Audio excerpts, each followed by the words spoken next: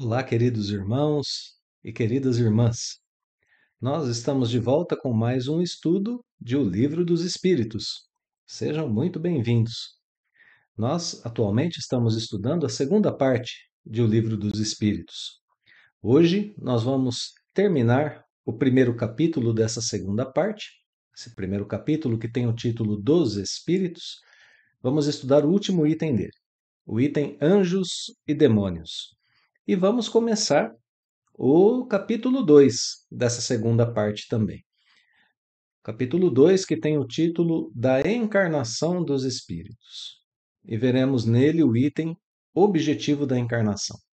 Vamos estudar as questões que vão de 128 até 133. Já cabe a gente poder adiantar aqui que estamos encerrando, portanto, que como estamos encerrando esse primeiro capítulo, nós estamos encerrando essa ideia de um estudo mais voltado aos espíritos, e essa ideia termina com a questão da progressão dos espíritos. E esse último item, Anjos e Demônios, vai falar um pouquinho sobre as extremidades, né, que a gente pode identificar no quesito progresso espiritual. Já o item seguinte que a gente vai começar, né, o capítulo seguinte que a gente vai começar, tem como ideia de continuidade justamente o caminho percorrido, uma das formas percorridas pelos espíritos para chegarem ao seu progresso, que é justamente a encarnação. Então a gente progride e a encarnação é um dos meios para esse progresso. Estávamos estudando até agora os espíritos em si, a ideia é estudá-los nesse capítulo 1 de forma mais independente possível da matéria, do mundo corpóreo, e de agora em diante a gente estuda a. De agora em diante, não, né?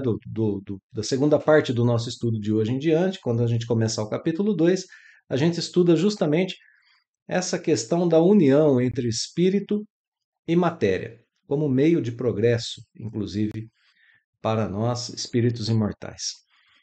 Bom, então aqui a gente estabeleceu o nosso roteirinho para hoje, mas antes de iniciarmos o estudo, como já é de costume, eu convido os queridos irmãos, as queridas irmãs, à nossa prece inicial.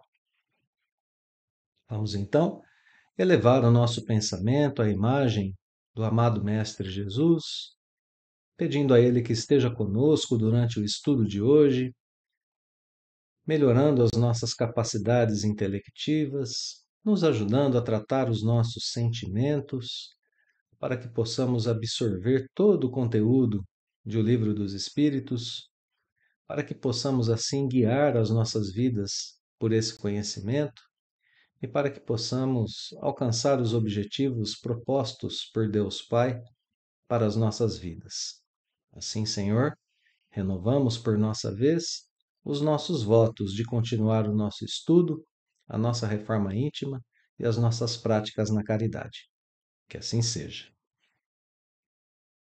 Muito bem. Vamos então ao início do nosso estudo agora. Vamos relembrar muito rapidamente que nós terminamos o item anterior com a ideia de que estávamos estudando a possibilidade e os meios para que os espíritos possam chegar à perfeição, para que nós possamos chegar à perfeição. Então, vimos os seguintes princípios no nosso estudo anterior. Do ponto de vista da criação, todos nós fomos criados iguais, simples e ignorantes.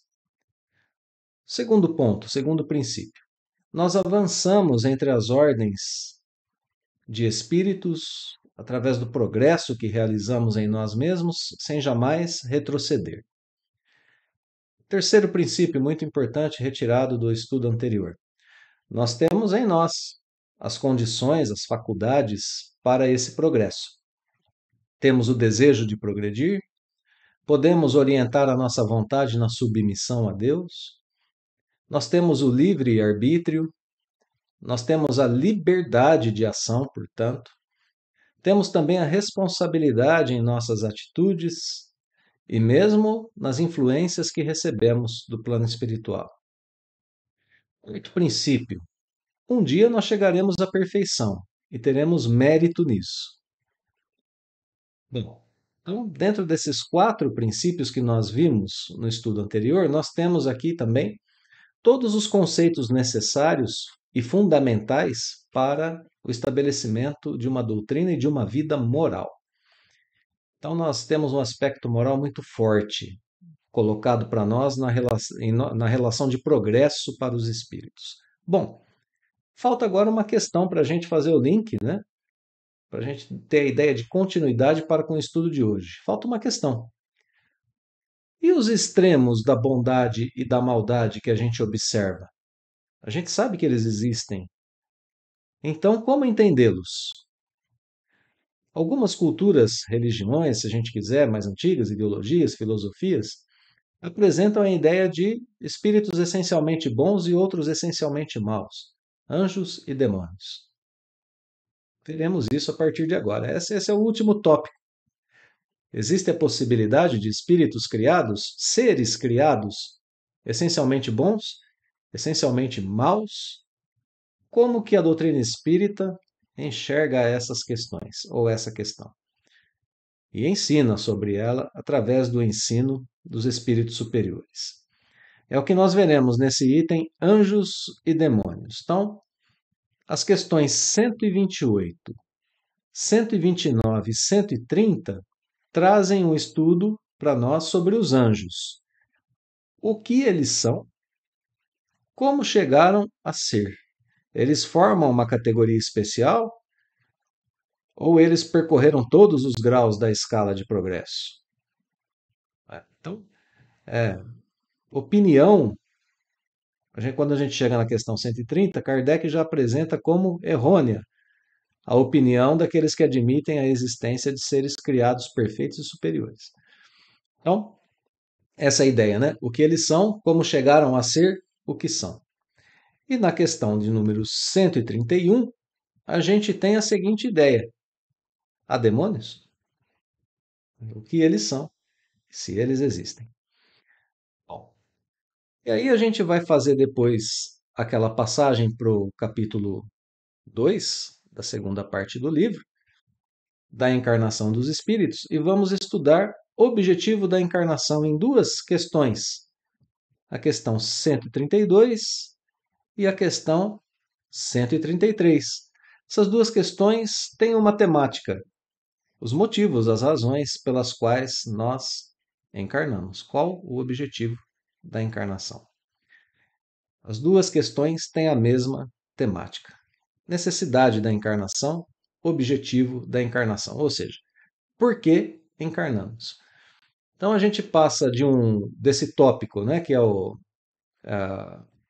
tópico que fala sobre os anjos e os demônios, onde a gente estabelece, já adiantando, né, que com Kardec, que a doutrina espírita não admite a existência desses seres tal qual são pensados por outras culturas e por outras religiões, explica isso de acordo com a justiça de Deus, por que eles não podem existir, e nos dá assim um panorama de que o fechamento, né, desse panorama, dessa visão na qual nós entendemos que o espírito progride sempre, que todos nós temos o mesmo ponto de partida e o mesmo ponto de chegada no que diz respeito à nossa perfeição e à nossa capacidade de atuação no bem ou no mal.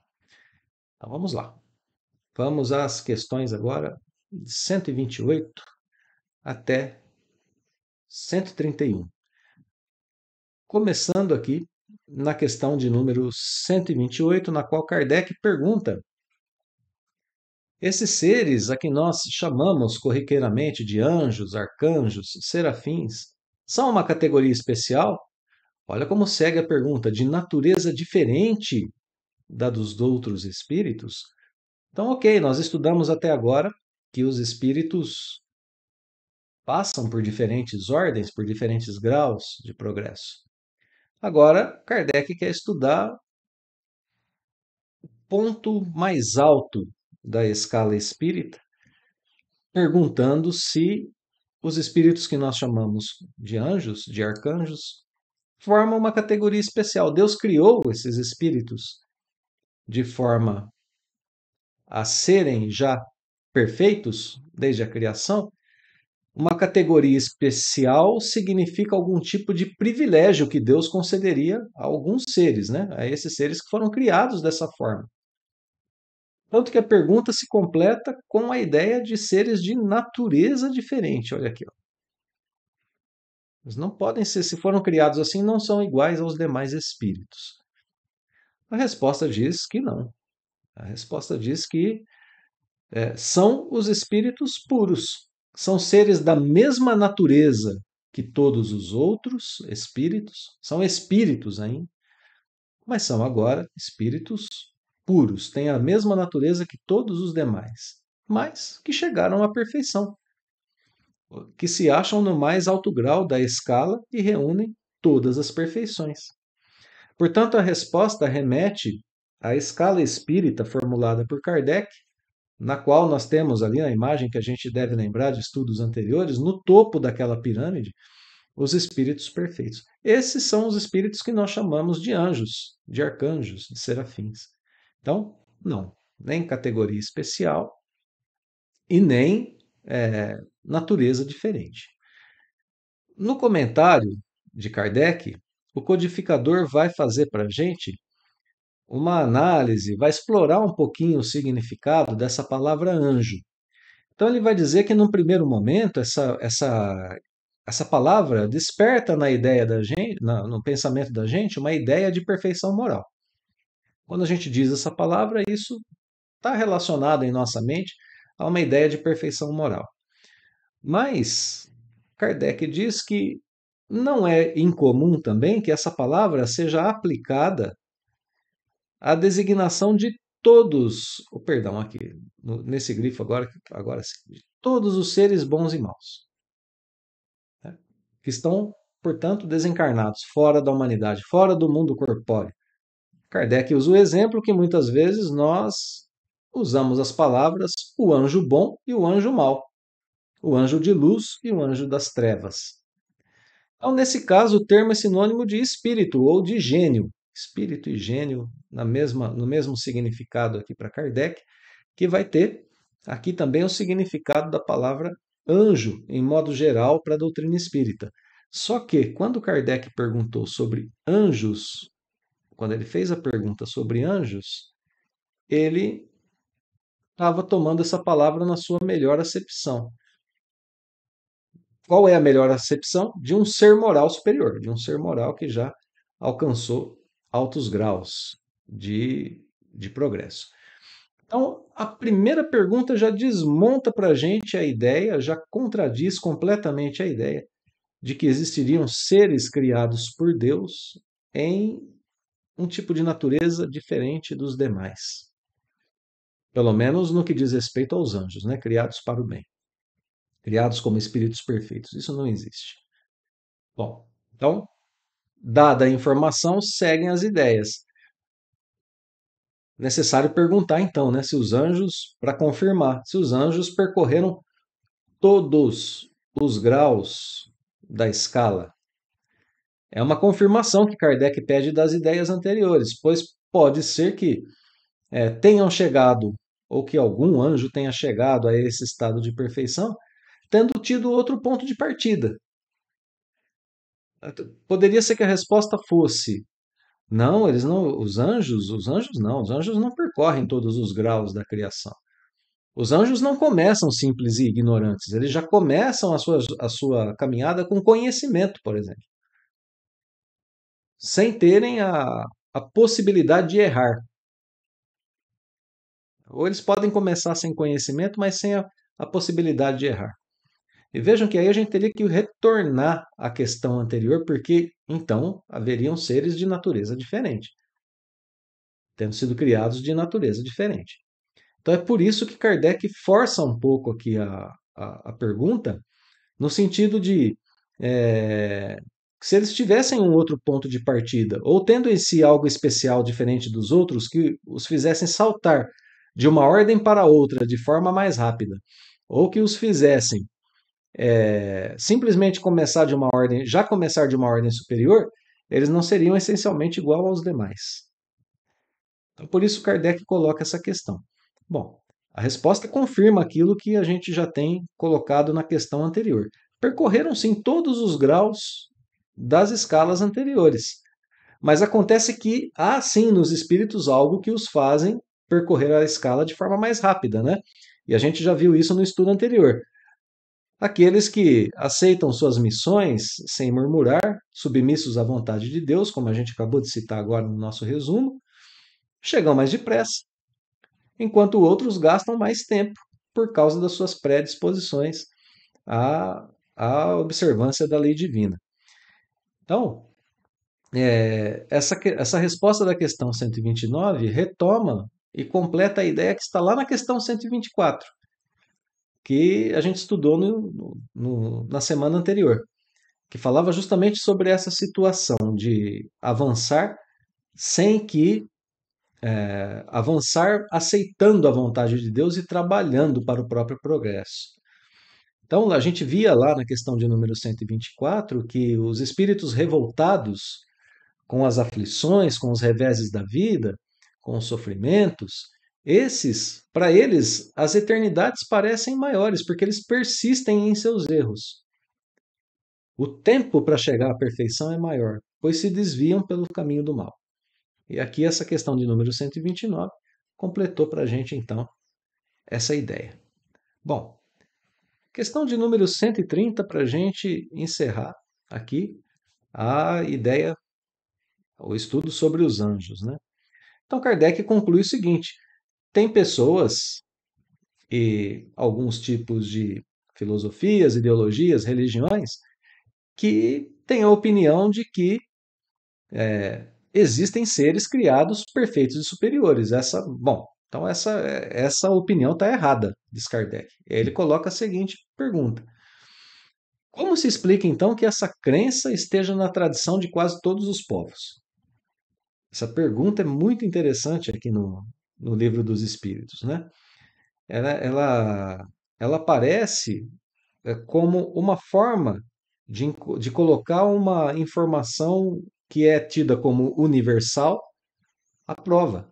Kardec diz assim: bom, essa informação, esse conhecimento, entre aspas, né, esse modo de encarar esses seres, de entender esses seres, melhor dizendo, existem entre a maioria dos povos, quase todos os povos, em todos os tempos.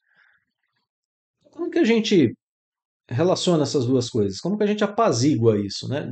Essa informação está errada, mas ela parece que está intuitivamente com as pessoas, com os povos. Estando presente em todos os povos, pode ser uma espécie de intuição que o espírito apreendeu do plano espiritual. E vejam que essa é uma ideia que já esteve conosco no Livro dos Espíritos. A prova da existência de Deus, inclusive, é estudada lá no comecinho do livro, é estudada dessa forma. A gente já viu esse argumento na primeira parte do livro, é isso que eu estou querendo dizer. Quando Kardec pergunta algo do tipo: que conclusão a gente pode tirar do sentimento intuitivo que todos os homens trazem da existência de Deus? Olha só, se os homens têm um sentimento intuitivo da existência de Deus, e os espíritos dizem, daí a gente tira a conclusão de que Deus existe, o mesmo pode estar acontecendo agora. A gente tem um conhecimento intuitivo de que existem anjos e de que eles são seres criados à parte. Por isso Kardec pergunta, por isso Kardec coloca a pergunta. Ué, de onde veio então esse sentimento, né? Intuitivo? Ele está correto? Ele está errado? Colocando aqui à prova um certo tipo de conhecimento que parece existir de todos os tempos na humanidade. E os espíritos superiores respondem que o nosso mundo, o mundo onde a gente vive, o planeta Terra, não existe de toda a eternidade. Em algum momento ele foi criado. E que muito tempo antes da existência do nosso planeta já existiam espíritos superiores, espíritos que chegaram à perfeição.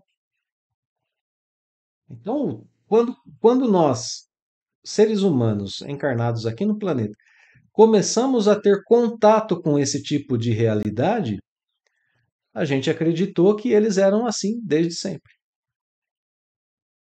Então, sim, existe um fundo nessa nossa intuição a respeito dos anjos. Existem espíritos que parecem para nós terem sido sempre perfeitos, mas eles são muito mais antigos do que o mundo em que nós vivemos. Esse contato, né, entre espíritos mais atrasados e outros mais evoluídos pode dar aos primeiros, a nós mais atrasados, a impressão de que os mais evoluídos sempre foram assim. E cá entre nós, né, isso é mais fácil do que aceitar a responsabilidade que a gente tem de conquistar o nosso próprio progresso. Então, por isso que existe essa ideia em todos os povos. E é com isso que a gente. E é com esse argumento final que Kardec termina a, o estudo sobre os anjos. Só lembrando então, não existem seres criados à parte na criação, nem de natureza diferente. Todos, inclusive os anjos, chegaram ao supremo grau, ao grau de perfeição possível para os espíritos, saindo da mesma condição que cada um de nós. Acontece que muitos deles são muito mais velhos, existem de muito mais tempo, até mesmo do que o nosso planeta. E já vimos o princípio de que a produção, né, de que a criação de Deus em termos de espíritos jamais cessa. Então, nesse momento em que, olha que interessante, né, que existem espíritos mais velhos do que o nosso próprio planeta Terra, muito mais velhos, porque são criados na eternidade, existem espíritos do nosso grau de progresso e existem espíritos que estão começando a ser criados exatamente agora, nesse instante. E outros que serão criados por toda a eternidade, tomando a nossa existência, né, a nossa vida como critério. Quando nós formos perfeitos, estarão outros ainda sendo criados. Então é com essa ideia que a gente trabalha aqui para terminar a argumentação aqui a respeito da inexistência de anjos enquanto seres criados à parte, mas sim da sua existência enquanto espíritos que chegaram a um grau de perfeição. Então, não é que a doutrina espírita diz que não existam anjos, eles existem, mas não são seres à parte. São seres exatamente iguais a cada um de nós. Bom, dito isso, a gente pode passar para a questão 131. Nessa questão 131, a gente vai encerrar esse item estudando a ideia, agora o conceito, né, de demônios. Se nós estudamos seres aptos e praticantes do puro bem, aqui seres aptos e praticantes do puro mal, os dois extremos da escala espírita, se a gente quiser pensar assim, né? Existem então os demônios no sentido em que a gente comumente atribui a essa palavra, nós damos à palavra demônio o sentido de seres que confrontam Deus, que são maus e que querem o mal, que travam um duelo de forças, de poderes com Deus pela supremacia da criação e pelo controle da criação. Seres que estão voltados ao mal eterno e que se comprazem em fazer o mal para os demais seres. Então, existem demônios nesse sentido da palavra, seres que foram assim criados, né? A resposta diz que se houvesse demônios, eles teriam sido criados por Deus. Deus é causa de todas as coisas. Lembramos, né? Princípio primeiro da doutrina. Inteligência suprema, causa primária de tudo. Se há demônios, são obras de Deus. E aí a pergunta que vem na sequência: Deus seria justo e bom se tivesse criado seres destinados eternamente ao mal e eternamente desgraçados? Deus seria bom e justo se tivesse criado seres assim? Vejam que as ideias são incompatíveis, por isso a inexistência de anjos sendo criados perfeitos e de demônios sendo criados eternamente maus são incompatíveis com uma doutrina lógica, com uma doutrina que traz para a gente um pensamento lógico sobre a vida. E a gente não pode ter um Deus soberanamente bom e justo se ele tiver criado seres nessas condições, inclusive os demônios que a gente está estudando agora. né? Então, é, simplesmente não pode haver por uma simples questão de lógica dentro daquilo que a gente aprende sobre o que é Deus, sobre seus atributos. E vejam que os atributos de Deus colocados mais uma vez aqui como algo para a gente pensar a vida, para a gente pensar a criação, né? Vamos lá então. Então, só para encerrar, esse argumento nos lembra sobre a justiça e bondade de Deus. Se houvessem seres assim criados por ele, não poderíamos acreditar que ele é suprema justiça e bondade. Os atributos de Deus falam contra a possibilidade da criação de seres assim. Bom, segunda parte da resposta. Se há demônios, eles se encontram no mundo inferior em que habitais e em outros semelhantes. A gente fala assim, poxa vida, mas não entendi então. Diz que não existe, mas diz se há, está no nosso mundo. E aí aparece uma nova concepção sobre a palavra demônios, e não a concepção usual que nós temos. São esses homens hipócritas que fazem de um Deus justo um Deus mau e vingativo, e que julgam agradá-lo por meio de abominações que praticam em seu nome. Então os espíritos dizem assim, ó, você quer pensar em algum tipo de demônio? Pensa em um mundo como o nosso, em um mundo inferior, e pensa nas pessoas, nos espíritos, homens, espíritos encarnados, né? Homens que trazem em si a hipocrisia, que tomam o nome de Deus para torná-lo um ser vingativo e que acham que isso vai agradá-lo, né? Praticando abominações em seu nome. Então, na segunda parte da resposta, a palavra ganha novo significado. Não são mais os demônios criados como seres eternamente voltados ao mal, né? Não. Se a gente quer entender algum tipo de demônio, são os hipócritas, que não compreendem Deus e fazem o mal pretendendo agradá-lo. Bom, então, não existem demônios naquela acepção da palavra com a qual a gente está acostumado. E aqui a gente vai explorar agora os 7 parágrafos que Kardec coloca, comentário de Allan Kardec, em 7 parágrafos, no qual nos quais, né, o codificador apresenta para a gente a, uma, uma sequência de ideias para que a gente também feche esse item com a ideia de que, tanto quanto os anjos, também não existem demônios na acepção que a gente tem a respeito dessa palavra. Ou desses seres, né, até melhor dizendo. Então, no primeiro momento, Kardec toma o sentido da palavra demônio. A palavra demônio em si não implica diretamente a ideia de um espírito mau, senão na sua acepção moderna, diz Kardec. Porque ele pega lá a palavra no grego, daimon, e diz que ela significa gênio, inteligência, e se aplicava, em geral, aos seres incorpóreos, bons ou maus, indistintamente, assim como a palavra anjos. Ela se refere mais a seres incorpóreos do que a seres criados maus, né? Na sequência, Kardec vai dizer o seguinte. Bom, então ele diz assim, né? Vamos na ordem de raciocínio. A palavra demônio é usada já em nossa sociedade moderna num sentido deturpado, não no seu sentido original. Já começa por aqui a argumentação dele. Segunda argumentação, retoma o argumento da bondade e justiça de Deus. Ué, Deus soberanamente bom e justo não pode criar seres com uma natureza má, condenados a ela por toda a eternidade. E aqui ele adiciona a esse argumento o argumento do argumento da suprema justiça e bondade, né? Lembra desse atributo e soma aqui mais um atributo. Soma o atributo do supremo poder. Como que Deus criaria seres que rivalizariam com ele? Retoma o argumento da bondade e justiça e coloca agora o da onipotência. Deus é soberanamente poder, é o poder supremo.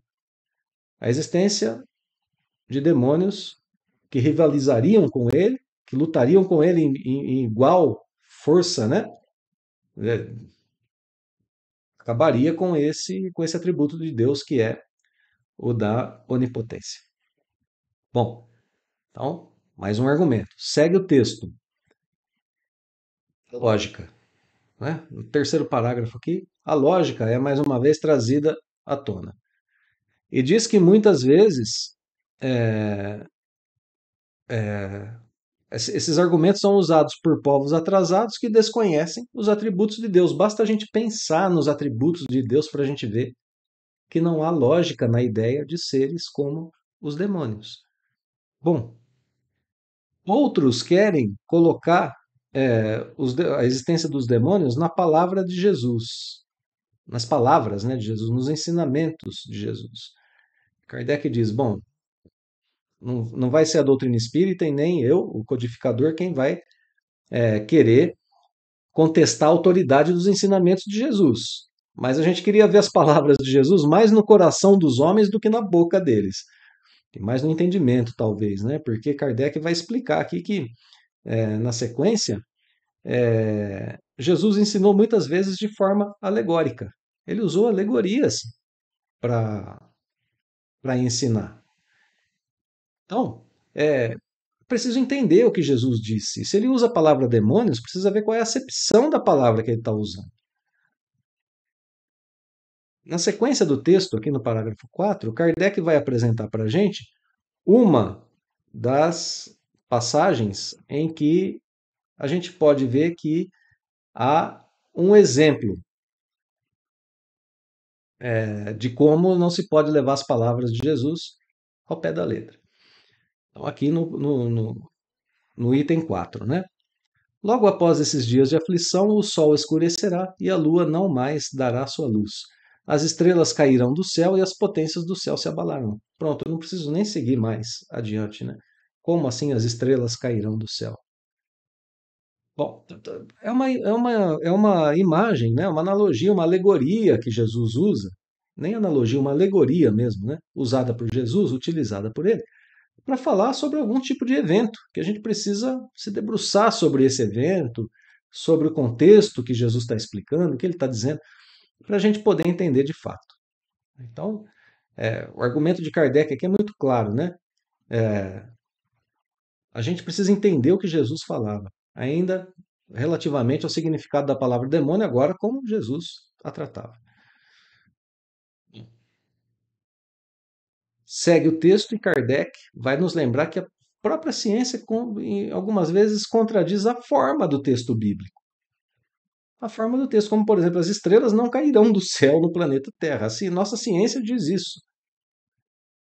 É importante para a gente entender o espírito da letra, o fundo do texto, o que ele quer dizer.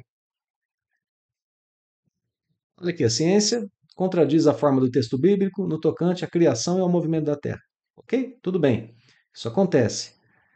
Não se dará ao mesmo com algumas figuras de que se serviu o Cristo, que tinha que falar de acordo com os tempos e os lugares? Claro que sim, né?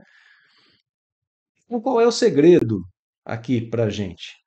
Compreender bem, interpretar bem as palavras de Jesus. Essa orientação que Kardec nos dá a respeito da questão dos demônios.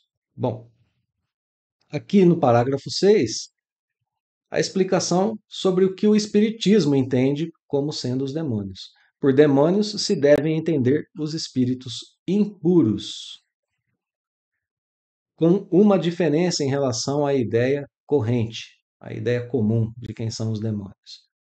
O estado deles é transitório. São espíritos imperfeitos que momentaneamente se rebelam contra Deus, mas que daqui a pouquinho estarão no sentido, caminhando no sentido da reparação dos males que fizeram. Então, Kardec vai dizer no fim desse parágrafo 6 que pode sim ser aceita a palavra demônio com essa restrição. A gente pode chamar esses espíritos de demônios, mas com essa restrição. Entender o que são. Né?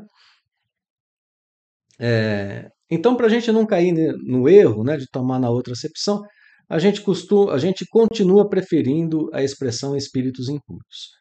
Explicação espírita sobre quem são os demônios, se a gente quer entender esses espíritos que se comprazem no mal, eles existem, claro, mas não no entendimento comum, assim exatamente como o entendimento sobre os anjos.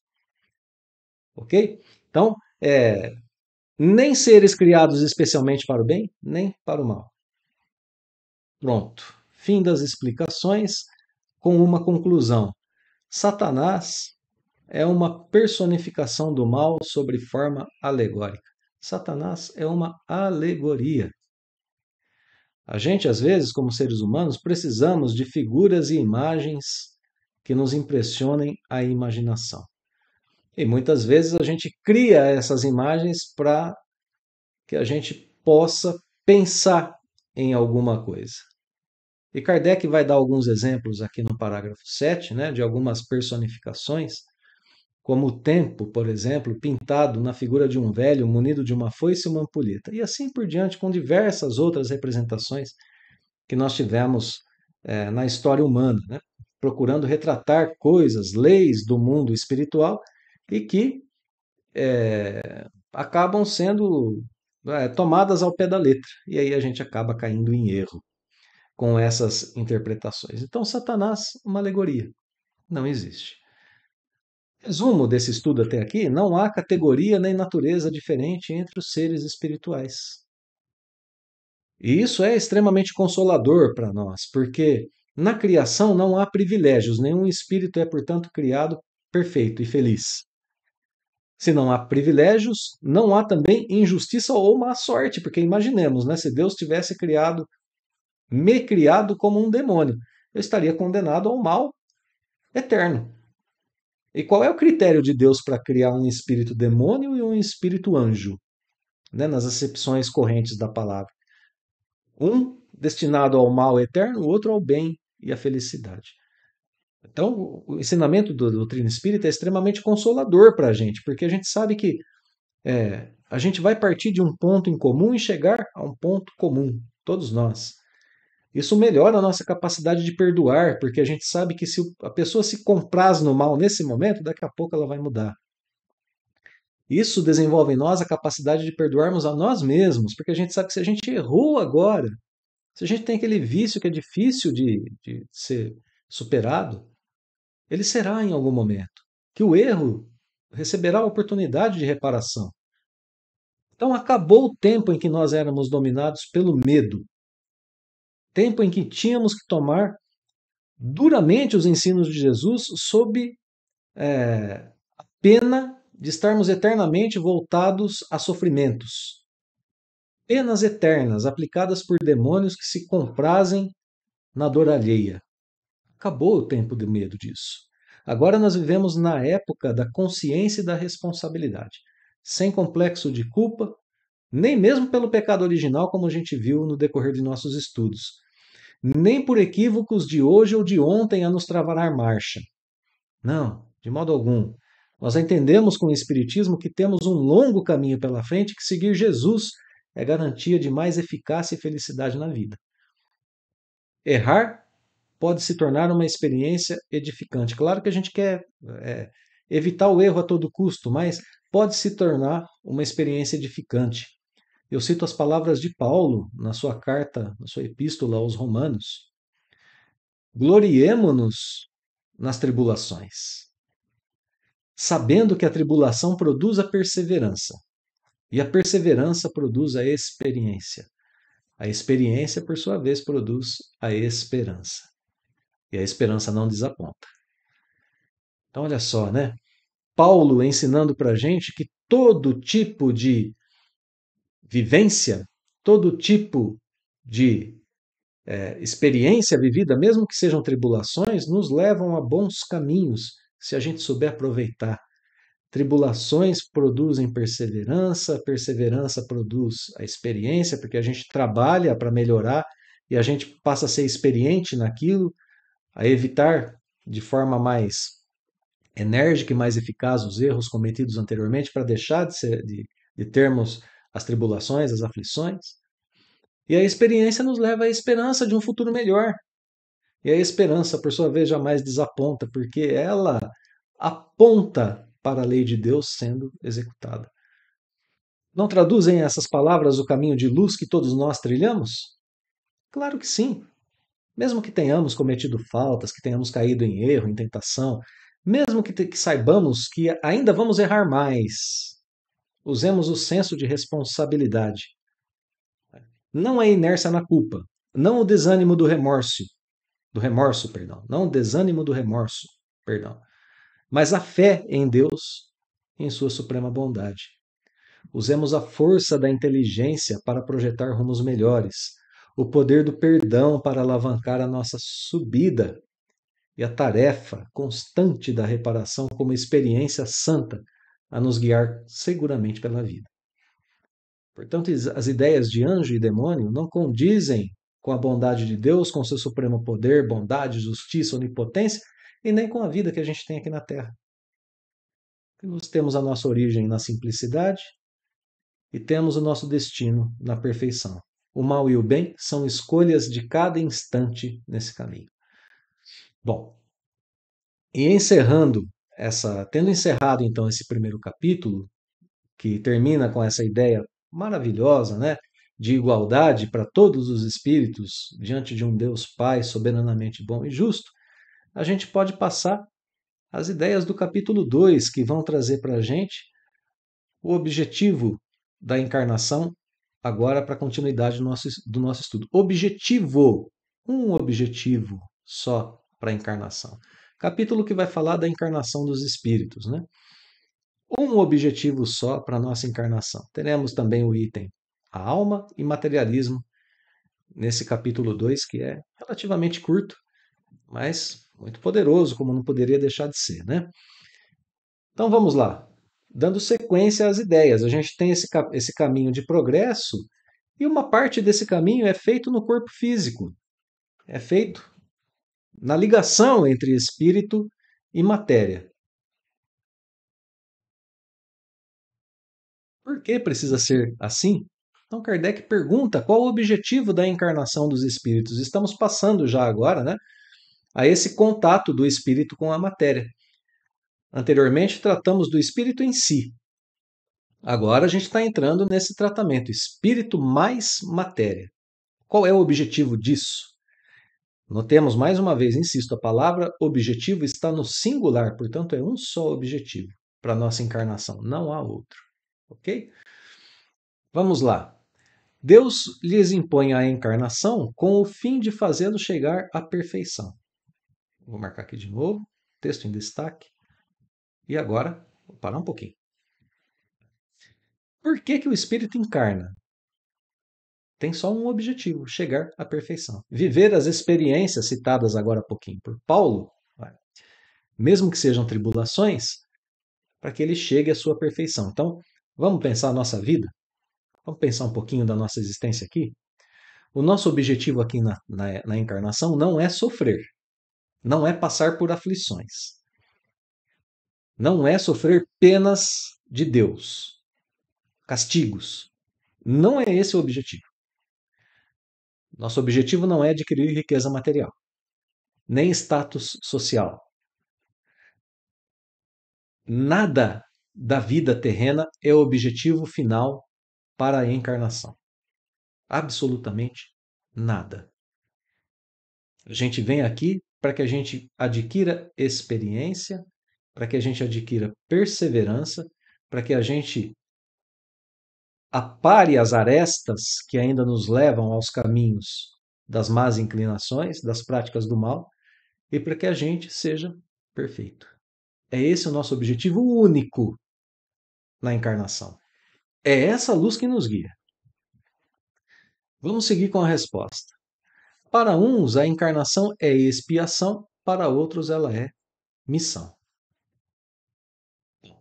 Para uns é expiação, para outros é missão. Então a gente tem dois modos de alcançar a perfeição: uns através de missão, outros através de expiação.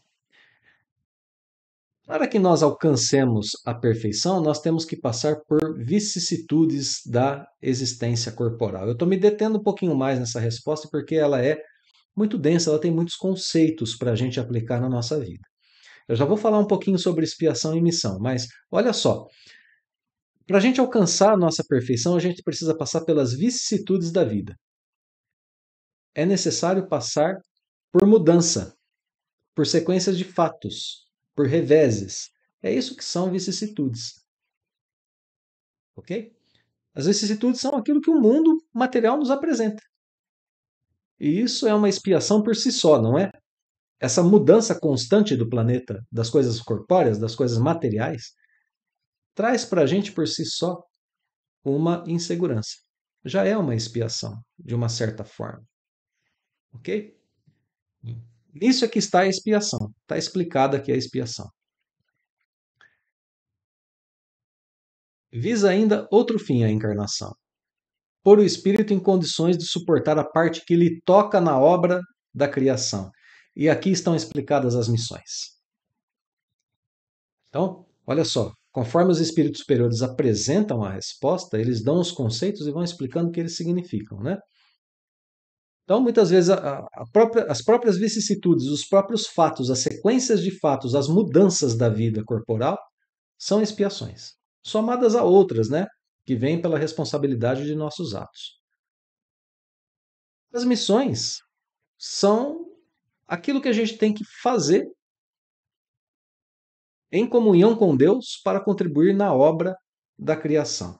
As missões são diferentes e são descritas nessa resposta aqui, o que elas são, né? São diferentes para cada pessoa, é isso que eu queria dizer. Mas elas são a parte que nos toca na criação. Uns mais, outros menos. Por isso que ela é diferente para cada um.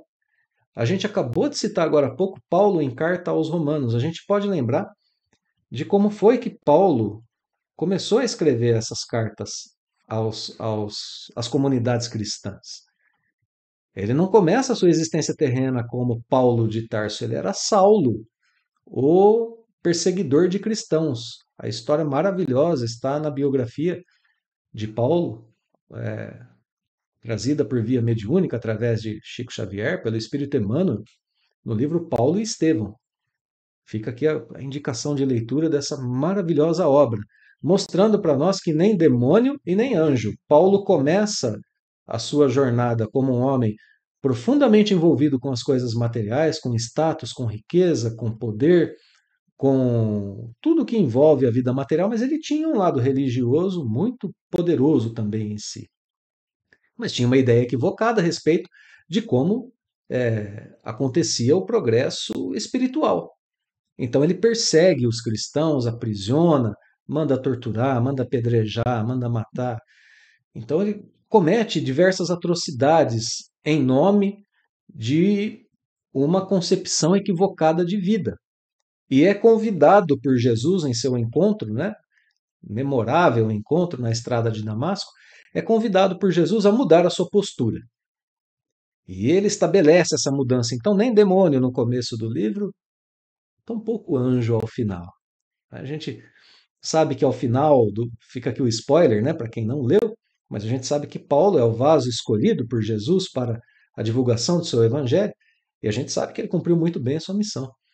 Então se encontra mais uma vez com o Cristo ao final da obra Paulo e Estevão, e não vou narrar aqui o encontro, fica para a leitura dos queridos amigos, né? Vale muito a pena. Então, nem demônio no começo, nem anjo ao final, mas não queremos. O que eu estou querendo dizer é que não podemos classificar Paulo na concepção vulgar, né, na concepção corrente, moderna de anjo e de demônio.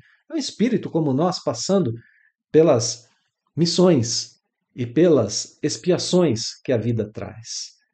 Essa missão maravilhosa de Paulo, purificando o seu coração, elevando a sua mente, praticando a caridade, fazendo autoconhecimento, estendendo a mão, praticando curas, perdoando, sendo perdoado, em perfeita comunhão com o plano espiritual, com Estevão e Abigail e o Cristo que dirigiram a sua jornada terrena, fazendo amigos, sendo admirado pela sua bondade, pela sua capacidade de reconciliação com as leis divinas. Esse é o Paulo que a gente quer lembrar, essa missão que a gente quer lembrar dele, né? Passando o evangelho de comunidade a comunidade, incansavelmente, até o final da sua jornada, praticando aí a sua reforma, né? Então, existem missionários que trazem missões um pouco menores. A missão de Jesus, a missão suprema aqui na Terra, né? Trazer a luz para todos os povos. Mas existem os missionários da vida cotidiana. Aquela mãe extremamente dedicada a seu filho, a mãe que muitas vezes tem um filho que caiu em erro e o visita numa prisão, aquele esposo, aquela esposa que devota cuidados a vida toda para o seu cônjuge, inclusive nos momentos, às vezes, de doença, de aflição, nos momentos em que ocorrem a falência. Falência que eu estou dizendo agora é falência no sentido de dinheiro mesmo, né? No sentido material. Quantos casamentos acabam por causa da falência, da ruína financeira? Outros não, tem esses missionários que estão juntos, perto de seu cônjuge, o tempo todo, afagando, o tempo todo, ali consolando, o tempo todo incentivando a retomada. Então, missionários da vida comum, missionários, pessoas extremamente empenhadas na sua profissão, que são importantes para as demais, e assim por diante, né? Bom, eu quero voltar aqui a essa resposta agora para a gente fazer é, um, um outro, uma outra reflexão breve, né? Eu disse que só tem um objetivo que é chegar à perfeição, mas a resposta apresenta outro fim, né? Olha aqui, o fim de fazê-lo chegar à perfeição, mas tem outro fim, o de colocar o espírito em condições de suportar a parte que lhe toca na obra da criação. Tem uma palavra que está muito em moda hoje, né? Capacitação. Cada vez que Deus nos coloca uma prova, uma expiação, que Ele nos coloca uma aflição, que Ele permite que nós vivamos uma alegria, Ele está nos capacitando para sermos espíritos melhores. E, portanto, esse outro fim se une a esse aqui, se transformando em um só. O fim último é chegar à perfeição. Enquanto isso, a gente se capacita. Né? A gente se capacita dia após dia para chegar a essa perfeição. Ok? Então, é um fim só. Mas a ideia de progresso precisava estar presente. É um objetivo só, chegar à perfeição. Mas o caminho precisava estar presente na resposta. Nos capacitarmos para a gente poder ter uma boa participação na obra de Deus. Cumprir, do ponto de vista no qual nós estamos hoje, as ordens de Deus, que é justamente o que acontece com Paulo de Tarso. Porque quando Jesus encontra com ele na estrada de Damasco, ele não pede a Paulo ser perfeito agora. Paulo, você é meu vaso escolhido, seja perfeito agora. Não é isso que Jesus pede a Paulo. Pelo contrário, ele diz a ele algo mais ou menos no seguinte sentido, né? Você não está indo para Damasco? Continua indo, vai a Damasco.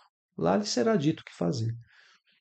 Jesus não dá ordem alguma a Paulo no primeiro instante. A única ordem é continua no teu caminho.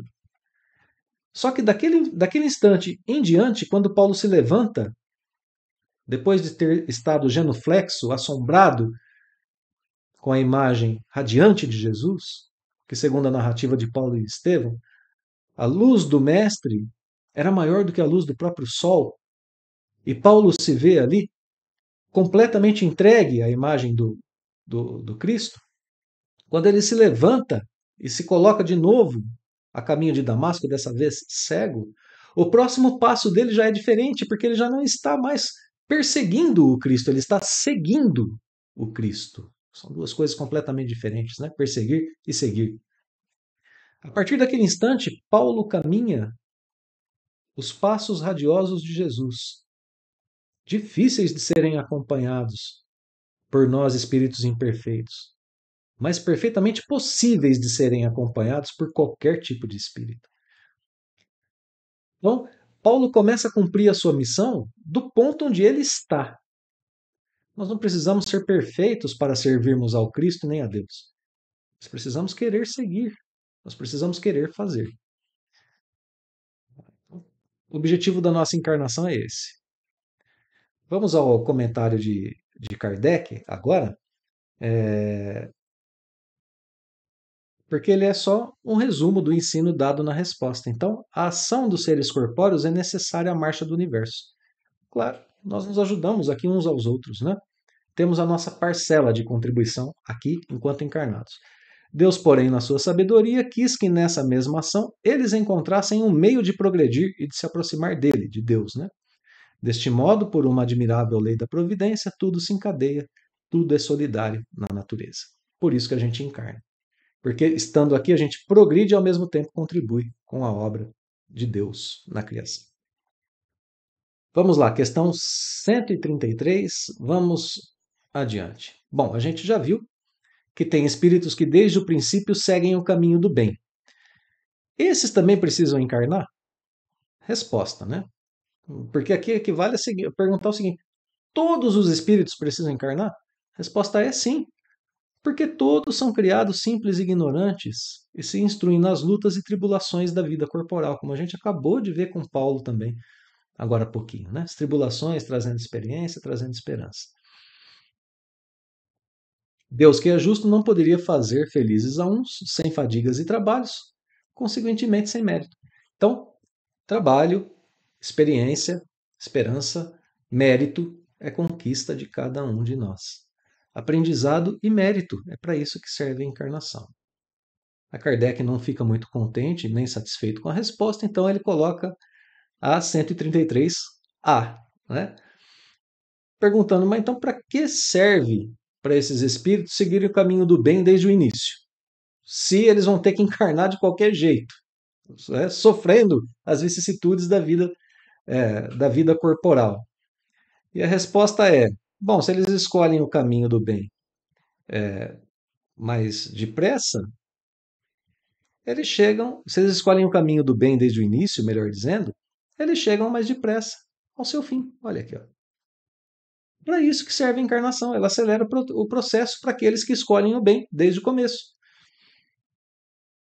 Então, adianta sim escolher o bem desde o início, porque isso adianta a nossa marcha de progresso, faz com que ela fique mais rápida. Segue a resposta. Ademais, as aflições da vida são muitas vezes a consequência da imperfeição do espírito. E aqui eu gostaria de notar que há uma diferença de vocabulário no texto, que é uma nuance, né? Um detalhe que é bom, muito bom da gente notar. Porque lá atrás, eu vou até voltar um pouquinho aqui à pergunta anterior, nós vimos a questão das vicissitudes. E nós definimos vicissitudes como sendo essa situação própria das coisas materiais, da mudança das coisas materiais, da existência corporal em si mesma. Né? Então, a vicissitude, né, a dificuldade da existência corporal em si é uma vicissitude. Só que aqui, nessa resposta, as aflições não são vicissitudes, são consequências da imperfeição do espírito. Então veja só, aflição não é propriamente vicissitude. Isso é muito importante da gente notar, porque estarmos encarnados traz um certo incômodo para o espírito, que quer ser livre, inclusive, né? Não quer ter um corpo carnal pesado, que quer ter liberdade maior. Então isso para ele já é uma situação incômoda. As mudanças constantes da matéria são vicissitudes do caminho, mas as aflições, essas não. As aflições não. As aflições são consequências do uso do livre-arbítrio, do uso equivocado do livre-arbítrio, do uso do livre-arbítrio que tende a atender às imperfeições do espírito. Olha lá a sequência da resposta. Quanto menos imperfeições, menos tormentos. Aquele que não é invejoso, nem ciumento, nem avaro, nem ambicioso, não sofrerá as torturas que se originam desses defeitos ou dessas imperfeições. Então, essa diferença é muito boa de ser notada, porque ela traz para a gente a seguinte ideia: Deus coloca a encarnação para a gente como um meio mais rápido e eficiente de alcançarmos a nossa perfeição e felicidade. Mas o que nós fazemos nesse entremeio de tempo, que é a encarnação, desejando muitas vezes, como falávamos agora há pouco, a riqueza, desejando o prazer, desejando o status, desejando outros objetivos para essa vida, é o que nos atrapalha na senda do nosso progresso. É o que nos faz sofrer. É o que nos faz muitas vezes cometer o mal, visando aquilo que a gente acha que é o bem. Uma posição social, uma posição financeira melhor, desejando beleza, bom, enfim, desejando tudo aquilo que concerne única e exclusivamente a vida corpórea. Se a gente viver aqui tendo como objetivo a nossa perfeição, querendo nos livrar do ciúme, da inveja, da avareza, da ambição, né, da vaidade, do orgulho, então a gente não vai sofrer. A gente vai ter algumas vicissitudes na vida? Sim, mas sofrimentos e aflições serão diminuídos. Então, aqui nessa primeira parte do, do capítulo 2, né? Essas primeiras duas questões do capítulo 2, onde a gente estudou a encarnação dos espíritos, a gente tem como proposta esses fundamentos para a nossa existência. Sabermos do nosso objetivo, por que encarnamos, e sabermos usar as coisas da matéria em nosso favor.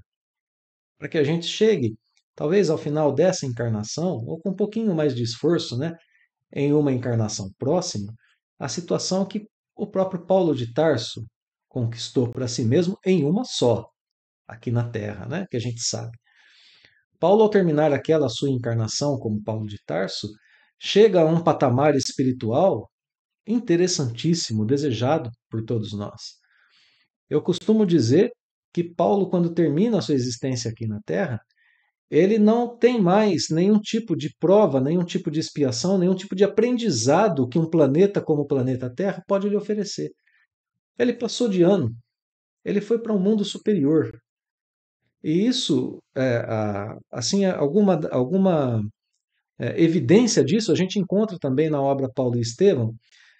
E eu vou pedir licença aos queridos amigos para a gente fazer uma leitura muito rápida de um trecho já no finalzinho do livro, quando Paulo está preso em Corinto e já com idade avançada, já alquebrado pelos anos, e ele vive uma experiência narrada aqui pelo Espírito Emmanuel, que é uma experiência que nos mostra o que acontece com o espírito quando ele termina o seu aprendizado no planeta Terra. Por isso, ao fazer essa narrativa, eu acho que vai estar justificado porque eu digo que Paulo já não teria mais nada a aprender com o planeta Terra. Né? Vamos lá, direto para o texto de Emmanuel, então, para a gente poder perceber isso. Bom, o contexto é o seguinte: Paulo está preso, atirado na escuridão de uma cela úmida e ainda foi condenado ao suplício. Receberia 39 açoites. Era a condenação que ele tinha. Então os guardas vêm buscá-lo, né, para execução dessa pena de 39 açoites, 39 chicotadas. Né? E aí eu começo a ler o que Emmanuel narra da situação de Paulo. Sublime paz banhava-lhe o coração de brandos consolos. Uma pessoa que estava numa cela úmida, condenada a suplícios, estava em paz. O coração estava em brandos consolos. Continua a leitura. Não obstante sentir-se sozinho, entre perseguidores cruéis, experimentava nova confiança no Cristo. Nessas disposições, não lhe doíam as vergastadas impiedosas. Eu estou dizendo aqui, né, eu estou dizendo, não, perdão, Emmanuel está dizendo que Paulo recebia chicotadas e não sentia dor. Segue o texto. Debalde, à toa, né? Os verdugos espicaçavam-lhe o espírito ardente com insultos e ironias. As pessoas viam aquela cena e diziam a ele impropérios, ironias. Isso não alterava a sua situação interior. Imagine a gente, né, recebendo uma afronta, uma ofensa e estando completamente em paz. Aqui, além da ofensa moral, ele recebia a ofensa física, né, corpórea, violência corpórea. Dois tipos de violência que ele recebia aqui, mas ele estava em paz, sem sentir dor, nem moral nem física. Segue Emmanuel. Na prova rude e dolorosa, compreendeu alegremente que havia atingido a região de paz divina no mundo interior que Deus concede a seus filhos depois das lutas acerbas e incessantes por eles mantidas na conquista de si mesmos. De outras vezes, o amor pela justiça o conduzira a situações apaixonadas, a desejos mal contidos, a polêmicas ríspidas. Mas ali, enfrentando os açoites que lhe caíam nos ombros seminus, abrindo sulcos sangrentos, tinha uma lembrança mais viva do Cristo. a impressão de estar chegando aos seus braços misericordiosos depois de caminhadas terríveis e ásperas, desde a hora em que havia caído às portas de Damasco, sob uma tempestade de lágrimas e trevas. Submerso em pensamentos sublimes, Paulo de Tarso sentiu seu primeiro grande êxtase. Não mais ouviu os sarcasmos dos algozes inflexíveis, sentiu que sua alma dilatava-se ao infinito, experimentando sagradas emoções de indefinível ventura. Brando sono lhe anestesiou o coração e somente pela madrugada voltou a si do caricioso descanso. O sol visitava-o alegre através das grades, porque ele volta à cela depois dos açoites. Então, meus queridos amigos e irmãos, eu quis trazer essa descrição de Paulo de Tarso para mostrar o objetivo da nossa encarnação. O objetivo é a nossa perfeição. Nós passamos pelas experiências terrenas para que a gente aprenda a não sofrer mais nessas experiências terrenas. Para que a gente aprenda a desenvolver o nosso lado espiritual, que está muito acima de qualquer situação de violência ou de ofensa que esse planeta possa nos trazer. Por isso aqui, Paulo de Tarso, dizemos, né, na nossa humilde interpretação, que ele zerou, não é? Todo tipo de ensinamento que esse planeta podia lhe oferecer. Passa a mundos superiores, assim como será para nós a nossa tarefa aqui na Terra. Lembrando que disse o próprio Cristo, né? Eu venci o mundo. A nossa tarefa é a mesma. É a mesma. Tenho-vos falado essas coisas para que tenhais paz em mim. No mundo tereis provações, mas animai-vos, eu venci o mundo. João 16:33, palavras do Cristo. As provas, as missões, as expiações do planeta Terra estão aqui para que nós possamos vivê-las. Mas o futuro que nos aguarda ao enfrentarmos com o objetivo claro no nosso horizonte é um futuro de luz, é um futuro de paz, é um futuro de encontro com nossa perfeição e felicidade nos braços do Cristo. Muito obrigado, queridos irmãos e irmãs, pela companhia em mais um estudo. Ficam os votos de uma excelente semana para todos, o abraço fraterno, como sempre, e o convite para a gente se encontrar novamente na próxima semana. Até logo mais, então.